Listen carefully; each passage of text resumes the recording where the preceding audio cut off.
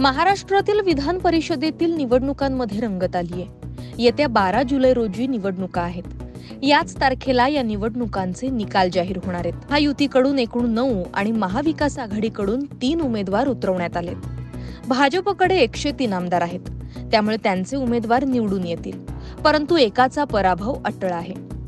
तो कोणत्या पक्षाचा होणार यात पुढील राजकीय समीकरण ठरणार आहेत। राज्यात 288 आमदार आहेत, तील 274 आमदार मतदान करतील। पहिल्या फेरीत 23 मतं मिळाली तो आमदार जिंकणार आहे। दुसऱ्या फेरीत देखील मतं मिळाली तरी तो आमदार निवडून येऊ शकतो। त्यामुळे एका विधान परिषदेतील उमेदवाराला जिंकण्यासाठी विधानसभेतील 23 आमदारांची मतं लागणार आहेत। भाजपकडे 103, शिवसेना एकनाथ शिंदे यांच्याकडे 37, अजित पवार यांच्या एनसीपीचे 40, काँग्रेसचे 37, शिवसेना ठाकरे गट 15 आणि एनसीपी शरद पवार गटाचे 10 आमदार आहेत।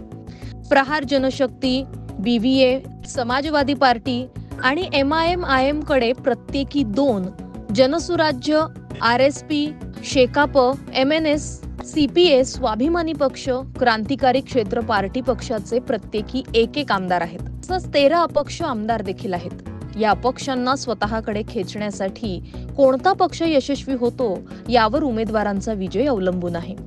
उद्धव ठाकरे यांचे विश्वासार्ह मिलिंद नार्वेकर यांच्या विजयाची खात्री असल्याशिवाय त्यांना उद्धव ठाकरे उभे करणारच नाहीत असं म्हटलं जातंय।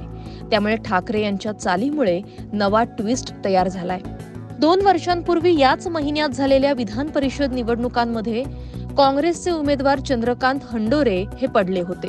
गेल्या वर्षी काँग्रेसच्या आमदारांनी गद्दारी केली होती, परंतु त्यानंतर एकनाथ शिंदे यांनी बंडखोरी करत महाविकास आघाडीचे सरकार पाडलं होतं। त्यामुळे यंदा कुणाचा मोहरा कामी येतो याकडे लक्ष लागलंय। बच्चू कडू कुणाच्या बाजूने आहेत हे कळालेलं नाही। महाविकास आघाडीचे 3 उमेदवार निवडून येतील असं म्हटलं जातंय। जर मिलिंद नार्वेकर निवडून आले तर महायुतीचा उमेदवार पडेल, ते हारले तर उद्धव बाळासाहेब ठाकरे गटाची मोठी हार होईल, म्हणून या निवडणुकीकडे लक्ष लागलंय। Bureau report, Maharashtra news 24।